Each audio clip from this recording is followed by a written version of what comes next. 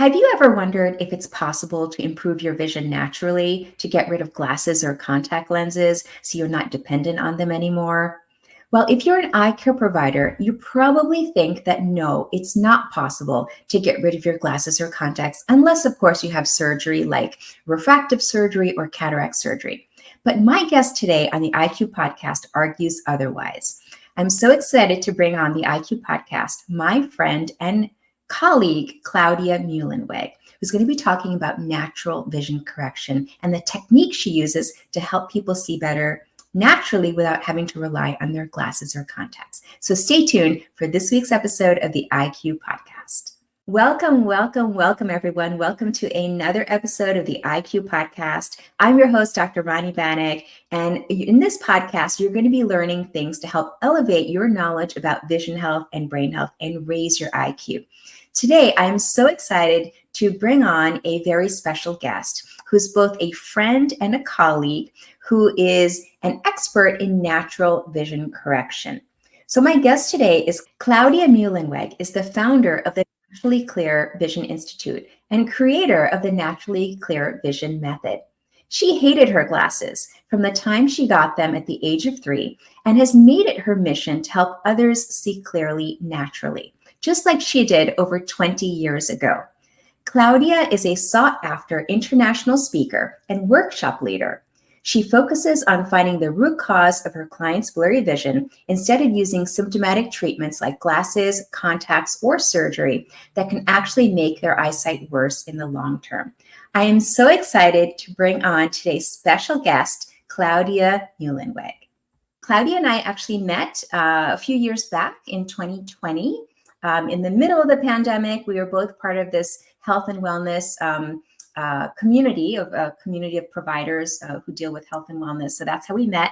And we've gotten to know each other over the years. And I'm so excited for her to share her expertise with you. So thank you, Claudia. Thank you so much for joining us today. And thank you so much, Dr. Rani, to have me on this show, because unlike many other eye doctors, they wouldn't even have this conversation. So I'm very grateful for you to invite me and share what I know and what I do. Absolutely. I think it's a really important conversation to have because, so I'm going to just be completely honest with you, Claudia. When I first heard of you and I met you, I was very skeptical. As an eye doctor, I've been dealing with this for over 20 years. Like, this is what I do day in, day out. And to hear about natural vision correction, I really did not believe it, not one bit.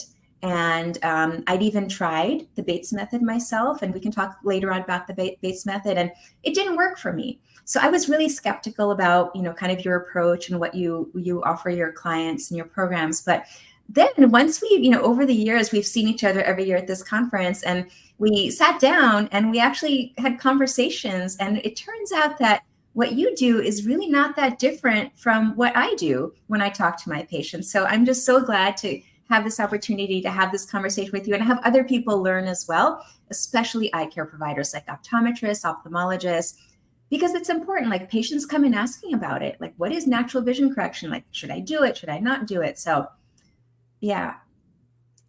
Let's just get started. Like, tell me about your background. I know in your bio, you had that you wore glasses since the age of 3, and then you got rid of them by using certain techniques. So share with your story of how that kind of all came about, and how did your interest come about in vision health? So I was born in the 1960s, and I was the only kid in school when I first joined school that had glasses. And later on, there was another boy who had glasses, but he was the professor. He was like the super smart kid. What do you think, right? That idea of, you have glasses, you're super smart. And I was not like school smart. So I got bullied, I got teased, I didn't have any friends. And as I got a little older, as a teenager, I was like, I need to do something, because I felt these glasses were like stopping me from really connecting with the world. I was like that weird loser, but there was no nerds and geeks back then. So I searched all the bookstores in my hometown in Germany, and I found one book written by a woman from California about, I forgot what it was called, but it was about vision improvement. It was not the Bates method book, but it taught relaxation. and like little things like blinking and yawning and relaxing. And I noticed when I did those things that my vision was suddenly clearer initially, right? And I had these kind of clear flashes. And that got me super excited because I'm like, I'm onto something, because I wasn't aware before that my vision varies, that it's sometimes more blurry and sometimes better. So once I got into that idea, I'm like, there is something I can do to make my vision better. And I eventually got out of glasses. I also started playing handball, couldn't wear the glasses. And now I know like light and peripheral vision and movement and catching and throwing, all those things. And then I was glasses free until my mid 30s. And then I was back in glasses. And that at that time, it took a little bit longer to get out of the glasses. Mm-hmm. So, wow. So you basically found this on your own, right? These approaches, and then you employed them. You got out of glasses. And what happened in your 30s? Like, what happened around that time? I mean, Was it presbyopia? Was it something else? Like, what was going on? so I actually forgot to say that. Thank you for asking. My original condition was what we would call hyperopia, and I had a convergent squint. So my right eye turned in, and you can still see that in some pictures. So my eye sometimes still turns in. Thankfully, I never had a surgery, I have to be honest. But my depth perception wasn't great. So I would be the clumsy kid. I would bump into things. I don't think I had astigmatism, but I don't know exactly anymore. But basically, farsighted and convergent squint. And as I got out of glasses in my 20s and mid 30s, I was totally fine. And then in my late 30s, exactly, presbyopia, what we call the old age side, and astigmatism came in. Mm. And at that point, I was in a marriage that was falling apart. I was super stressed. And I had this epiphany one night. I was already in my early 40s. I had just turned 40, was already separated. And I came home from a party, and on the way home, I got lost. And that was before we had Google Maps. I was so stressed because I couldn't find my way in downtown Los Angeles. And anyway, finally got home, took my glasses off, and my vision was so blurry when I took my glasses off that I thought, like, I got really scared. I was like, that's like way worse than before I put them on. And that night, I literally dug through all my stuff, and I found that book that I had bought in the 1970s. And I was practicing the things, and I, again, noticed how they worked and helped. But at that point, I needed more help. And I actually ended up finding a teacher that lived close by. So I ended up taking private lessons, and eventually I did the teacher training. So, yeah. Well, it's so important for people to understand kind of the different types of conditions that you've dealt with over time and how you approach them. So, so initially you had hyperopia, which is being farsighted. And so there are lots of children who are hyperopic. And so they're farsighted, meaning that they see better at distance. And for up close, they have to kick in this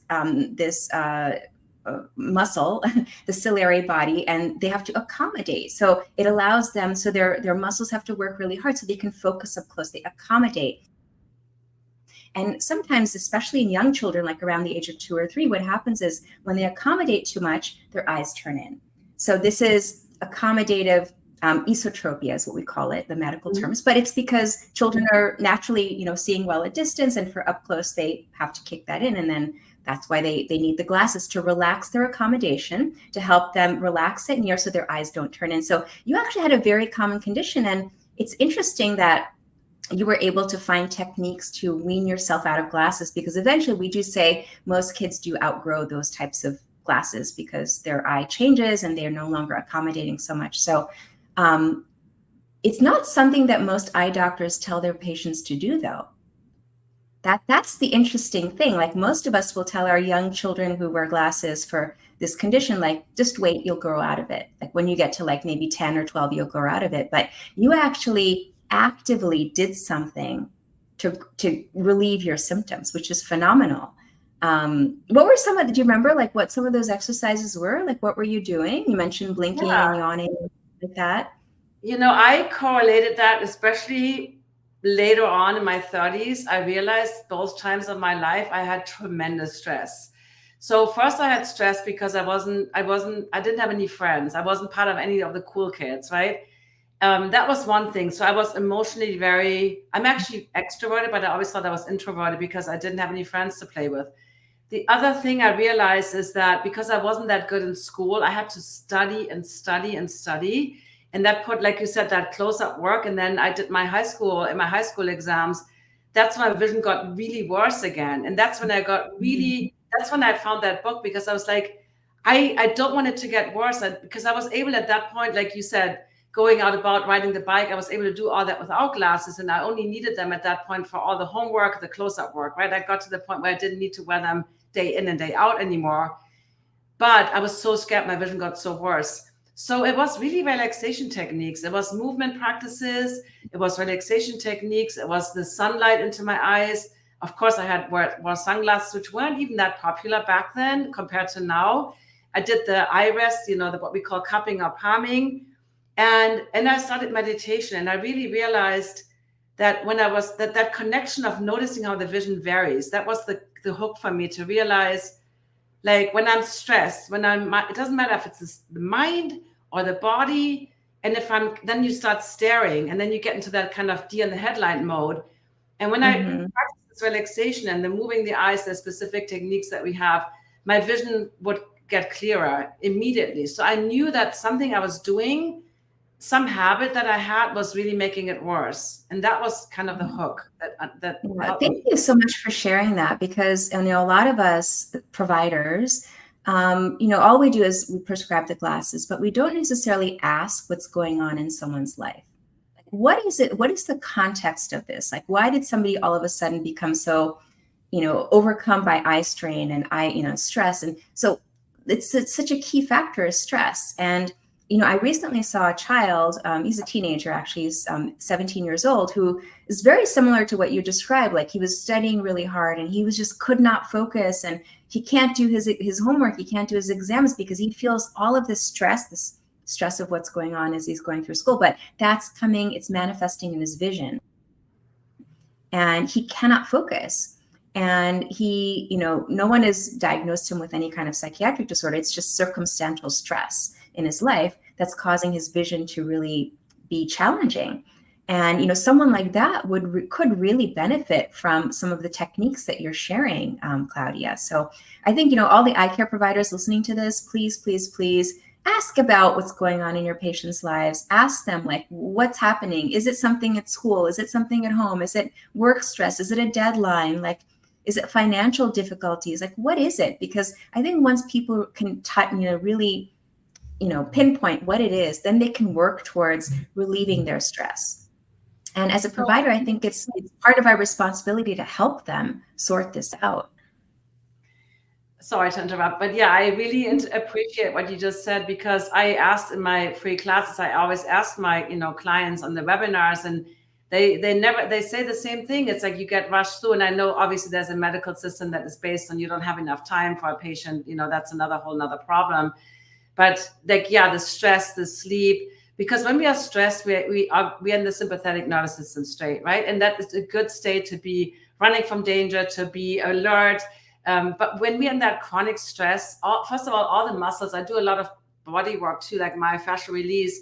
The neck is tight, the shoulders are tight, the belly is so Mhm. tight that people can't really fully diaphragmatically breathe. And we know that the brain, and we see in the brain, obviously not in the eyeball, right? We see in the brain there's not enough oxygen. And I know the retina is part of the brain, but so when you think about that whole cycle of mental stress, and we know that the peripheral vision shuts down, your pupils dilate, when you're in that stress mode all the time.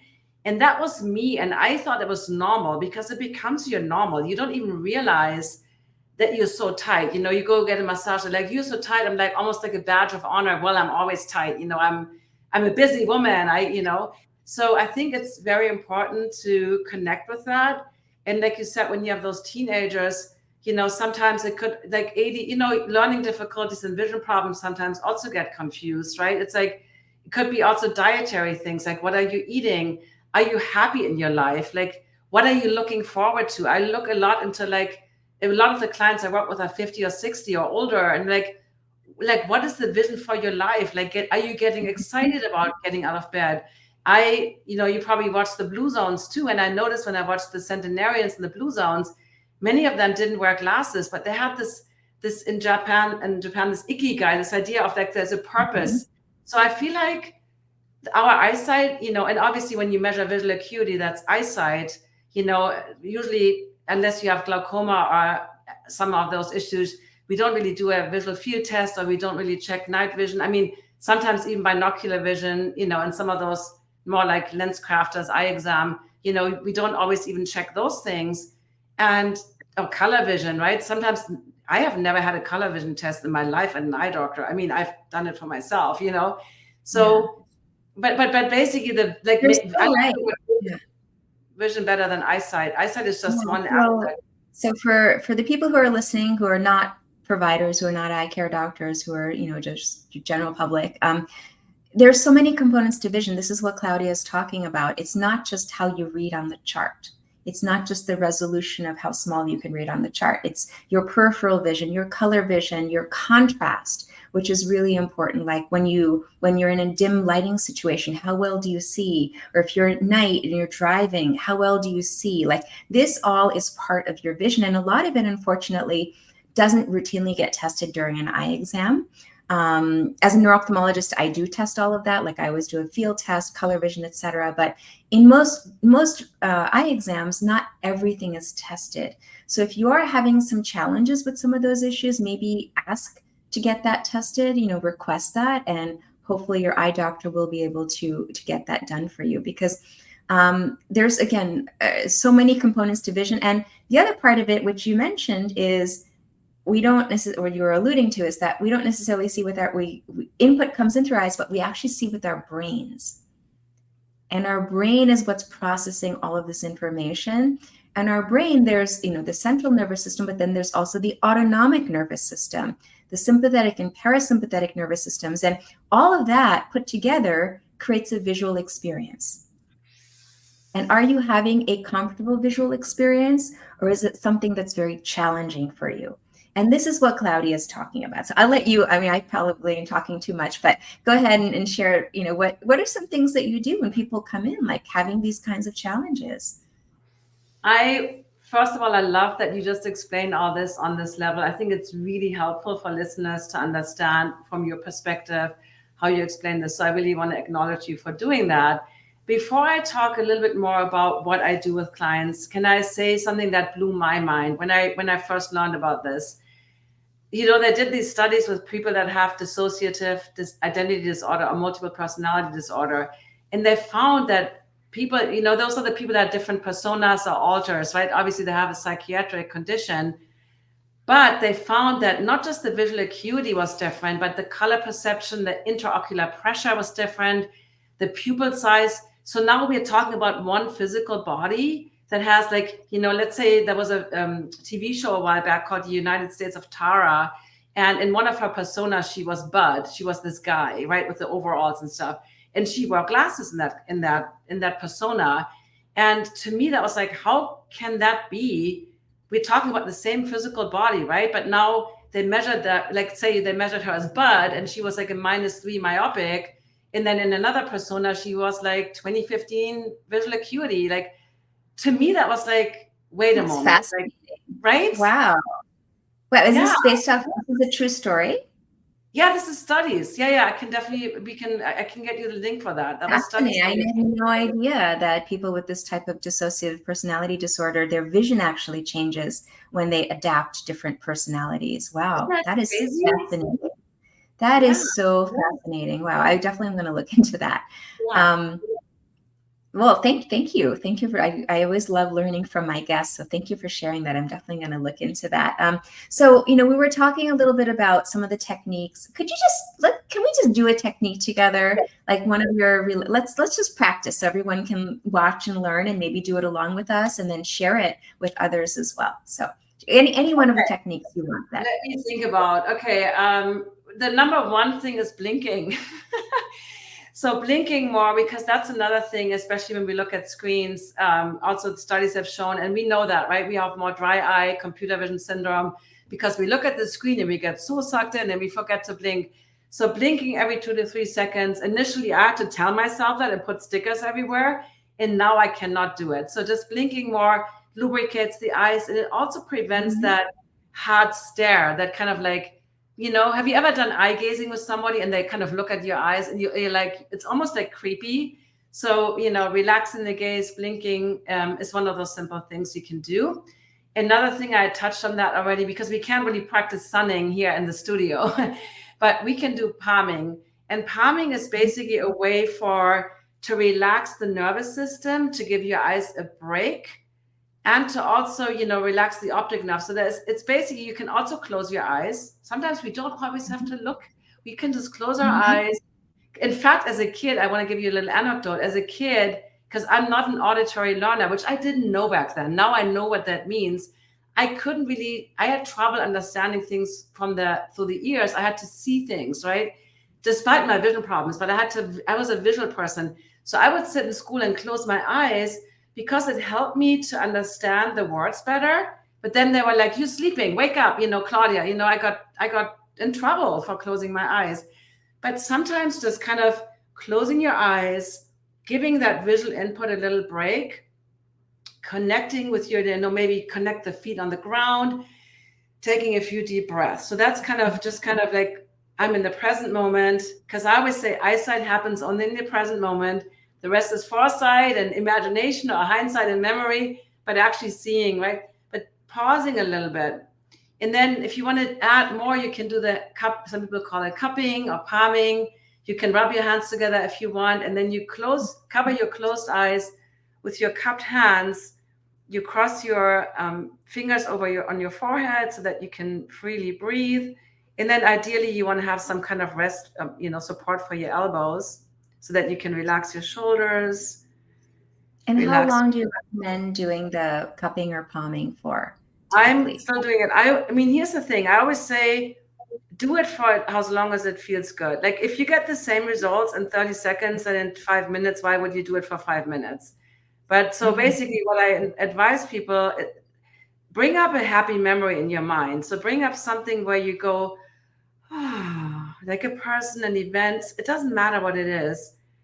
And really like let go of all effort. And when you want to come out of it, people don't rip your eyes open, just take your hands away. Let the light come in through the eyelids. It's actually quite a lot that comes in. And when you're ready, you do 5 quick blinks and 5 gentle squeezes. And most people, I would say 95% of people would say the eyes feel more lubricated, feel more refreshed. And I did it really short, right? But you kind of get this little reset from the warmth of the hands. So that's a really simple thing you can do, especially when you have eye strain or you feel tired or your eyes are dry. It's super I love simple. it. I actually recommend it for a lot of my patients who not just have dry eye, but an eye strain, but also sometimes people who are really bothered by their floaters. It can Mm. be really effective. Like if floaters are really agitating you, you can do some palming. They won't get rid of them completely, but they will definitely reduce your anxiety about them. And also people who have visual snow syndrome, which I personally have myself, but it can be really, again, very disturbing to have this constant static in one's vision. So palming can be very effective to put your body more into a parasympathetic state rather than a sympathetic state. One thing I wanted to add about the cupping or palming is that so the American Academy of Ophthalmology recommends for eye strain to follow the 20-20-20 rule. And so some people have probably heard about this already. Basically, the 20-20-20 rule stands for every 20 minutes, take a 20-second break and look at something instead of looking at your screen, look at something 20 feet away. So I actually don't like that rule Me because I neither. feel like, yeah, because I feel like, okay, you're not looking at your screen, but you're still looking at something. So what I tell my patients is instead of the 20-20-20 rule, do the 20-20 rule. So basically every 20 minutes, take a 20-second break and do some eye palming. Like you said, it doesn't take long, 20 seconds. If you're also doing eye palming and you're doing some deep meditative breaths, again, it gets your body to relax, to tap into that parasympathetic system, and it lubricates your eyes. So 20-20 is what I recommend. But I don't know, Claudia, what do you think about that? Well, I always say, to me, it's such a catchy phrase. But then who is realistically setting a timer every 20 minutes? I mean, you could use Pomodoro timer, right? That's an app, we can talk about that in a moment. But what I usually say as a simple thing is, like, for instance, right now, my computer, and this probably doesn't go for office workers in a cubicle, but if you have control over your own office setup, put your computer in front of a window, because all I have to do is shift my eyes like literally an inch above the top of the monitor, and I look really far. So it makes it really easy for me. Like basically I don't have to turn around and get up and go somewhere to look in the distance. So I love your palming.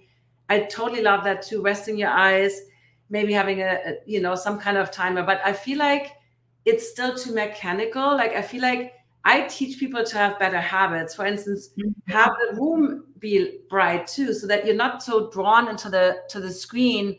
My teenagers, when they were teenagers, my kids are not teenagers anymore. They used to sit in a dark room, only the computer screen lit, which is, your whole peripheral vision shuts down. So that's what I By the usually way, say. talking about screen brightness, it's always best to try to match your screen brightness to your environment. So if it's really bright and sunny, you don't want your screen to be super dim. You want to also keep it kind of even in terms of lighting. Same with, when it's dim at night, like you want to turn down your screen. So simple things. I wanted to ask you, I mentioned earlier about the Bates method and the book.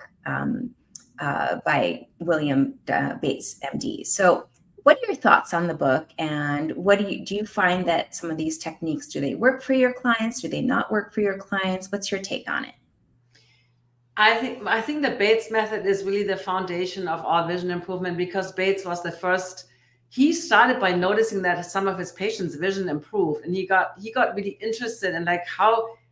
I didn't learn this. I didn't learn that vision can get better. I thought, glasses and then you go downhill basically.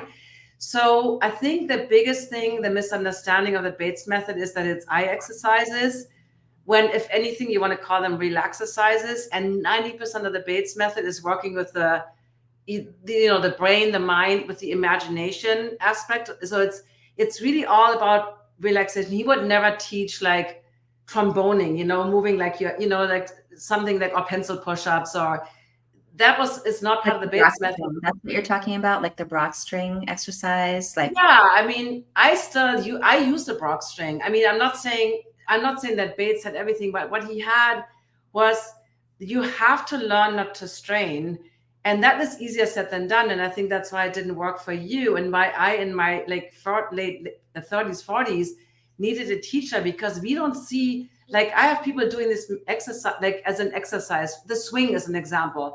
The swing is the idea that you improve your saccadic eye movements, those little eye movements that you make, and notice that everything is moving. So people with good vision, they always would say, yeah, of course everything is moving. My computer is moving. The second my eyes move, or I move, it seems like the computer was left of me, now it's right of me, right? So that idea that everything is easy and flowing.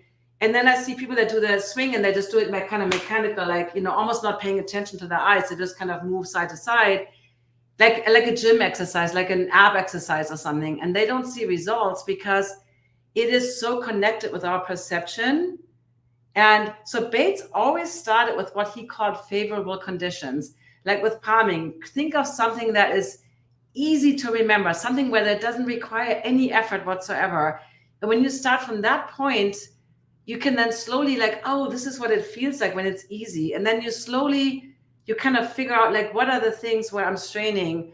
So a nearsighted person always wants to, like, they want to see like 20 feet clearly in the distance. I'm like, if you can improve your clarity from here to here, like, because it's an easy formula with the diopters. If you can go from like 20 centimeter clarity, but this is where things get blurry, to 25 centimeters, you went from -5 to -4. I mean, that's a win, right? That's a win. Yeah. So I think the point here is really important, is that, do things with the right expectations, right? So, if you're -5 and your natural focal point is here at 20 centimeters, there's no way you're going to see 20/20 in the distance. It's just not going to happen. But if you have the right expectation that, okay, beyond this is kind of where I want to go a little bit further, that is more realistic. And actually, I'll tell you something, like, a lot of people, unfortunately, especially when they get glasses when they're young, if they're myopic and they get glasses when they're like 10 or in their teens or early 20s, many people are over-minused, meaning that when they're being checked, is it better 1, is it better 2? Too much power is given. And I'll share a personal story. It actually happened to me. I was over-minused for years. And it's crazy to think, I'm an eye doctor and I didn't even realize I was over minus for so many years. But when I first got my glasses and contacts, I was measured at -5 in one eye and -350 in the other eye. And I was able to manage with that for years until my accommodation started to go down and I wasn't able to focus. And, I really had trouble. And then when I had a cycloplegic refraction, which is something I recommend for everyone, get a cycloplegic refraction to know really what your base power is. And that's basically done after drops are put in the eyes, and then the doctor puts you inside the machine and measures you. But it gives you your baseline power. I realized that instead of being a -5, I'm only about a -350 in this eye, so 1.5 diopters less. And in this eye, instead of being a -3, I'm actually like a -175. And if I had only been able to relax at that time when they were checking me for glasses, or if I had that cycloplegic refraction, I wouldn't have been over minus for so many years. Can I say something to that too? Because I Absolutely. remember these eye exams, because now that we know that stress, when you were like really, really stressed, like if you had a car accident, you're like, your vision will always be worse. Now, and no offense, right? But an eye exam is stressful. People are It sitting in is. that chair, and I actually had a medical doctor. He doesn't want to come on my show, but years ago, he told me he did his residency with a pediatric ophthalmologist, and he noticed the kids, because again, I talked about movement, right? The kids that were the bad ones that were like wiggling in the chair, they left without glasses. And the good girls that put their chin in the thing and then they stared at the chart, they left with glasses. So when we have an eye exam and then it's like A or B or A, one or two, then I remember that you really want to ace that test, and you You get do. so stressed.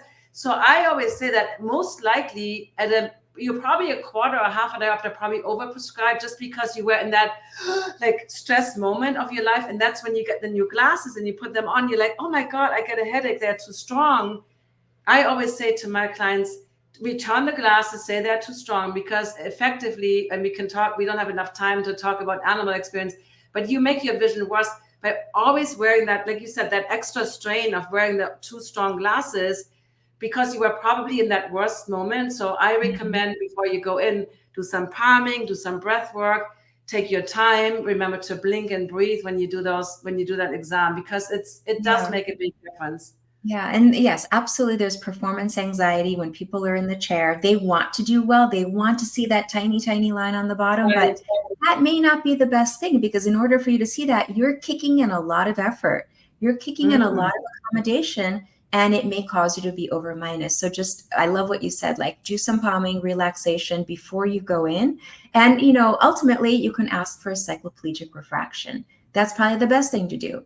It's a little inconvenient because you get the drops. The drops make you blurry for a little while, but it's better that than you not get the correct glasses prescription when you go in. Can I Now we have say, ways to kind of without the drops also to establish one's natural refractive state. We can also do that, but you have to ask your doctor to do some of those tests. I love that you said that, because I think it's very important to empower everybody to know what to ask for. And also when you don't understand something. So something that I advise, most of my clients don't wear contacts. Most of them do wear glasses. But a lot of times when people have contacts, then I always ask, how many hours do you spend at nearsighted, right? I'm talking specifically about myopia. So if you're like corrected for 20 feet distance, but now we're spending 8 to 10 hours a day on the computer, I always say get contacts for the computer distance. And then when you're driving, you can just put some, like, I don't know, whatever you need, a -1 or something on top, so that you have 20/20 vision for driving, because that way you don't have that strong overcorrection. Because in order to improve, you need to have the sharpness for the distance where you need it, but you don't want to be overcorrected. So I get all my clients into like, let's say they might need glasses for reading or computer, and they might need glasses Mhm. for distance, but don't wear your distance glasses at the computer.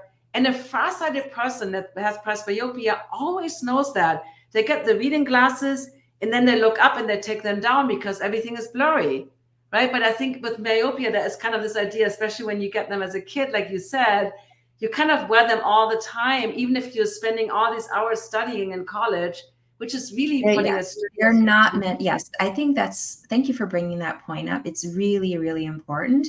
If you're prescribed myopic correction for distance, that means that for up close, you can see very well. So don't wear those glasses or don't wear the contacts. So what I actually do is I wear contacts most of the day. When I'm out and about, I'm driving, I wear them. And then when I come home at night, I take my contacts out. I wear my glasses. And when I'm looking at my screen, I take my glasses off. And I just look at it because that's my natural focal point is at the screen. Right. So why should I wear anything? And then I would have to kick in extra effort to focus properly if I did wear something. So it's just better to take. And this is really, really important for kids too, because when kids are prescribed glasses for distance and they wear them nonstop 24/7, that may actually cause their myopia to progress. So make sure if you have young kids, or even like if you have teens or even young adults like in their 20s, take the glasses or contacts off when you're looking at your screen. We've been talking for quite some time now, Claudia, but I wanted to give you an opportunity to share some of the exciting things that you're doing with your programs, your courses, etc. So please share some of some of the things you offer in your business. So what I found is, because like you touched in the beginning, first of all, most eye doctors would say that doesn't work, natural vision improvement. So I always tell my clients, don't believe your eye doctor, don't believe me either, see for yourself. And so I have a 5-day course called See Better in Just 5 Days. And we're going over some simple things so that you understand that epiphany that I had as a teenager, right? That I noticed my vision is not always the same. Like some days I need the glasses to see, even read, do the homework, and other days I'm fine. So it took me a while, but so I want people to see for themselves. So that's a completely free program that I'm offering and that you can sign up for. And Dr. Rani will put the link right in the show notes to sign up for that. And then I also teach master classes that are free, where I go more over the science, and I talk about we didn't have time to get into all this, but all the studies, because that's really important. In the 5-day training, we're really focusing on actually doing something so that you can see it works. And then the classes are a bit more about all the other stuff, the science and the statistics and what we've learned over the last, 100 years or so about our vision. And then I also have programs that are bigger programs, that are paid programs, obviously. So. Okay. Well, this is so fascinating, and I've learned so much from you, Claudia. So I'm actually I'm going to take your program because I want to learn more. I want to go deeper, because that way it also allows me to share this with my patients when they ask. So, what does it mean? What does natural vision correction mean? How do I do it? And that way I'll have a better perspective on what it is, so I can talk to them about that. So thank you. And all the links will be in the show notes. And also Claudia also has a free download. What is it called, Claudia, that you can access through the show notes? It's called 10 Habits for Healthy, Happy Eyes. And then there I go over some of the things we talked about. Blinking. I also recommend take your glasses off if you don't need them. Like you just said, if you're nearsighted and you can read the computer fine or the book, then don't wear your glasses. And there's obviously 8 other things in there. So it's a PDF that you can download. Yes, I highly encourage everyone to download that, and also to check out Claudia's 5-day course. I'll be there as well. So I will be learning alongside you all. So, thank you so much, Claudia. Thank you so much for coming on the podcast and sharing some of your knowledge with us and your experiences. It's really eye-opening, pun intended, to really, learn from someone with a different background. Of course, I have the medical background, but also your approach, having done, work in mind, body, and all of that. So it's wonderful to learn from you. So thank you. Well, and thank you for inviting me, because honestly, one of my biggest missions is to bridge this gap and have conversations with eye doctors, ophthalmologists, and optometrists like you, because I think it's important. We're doing a better job for our clients and patients if we collaborate and we help them understand what they can do to keep their vision in top shape, right? Of course, we have genetics. Of course, we have aging. It's not like I can wave a magic wand and everybody can see. That's not the case. I would never say that.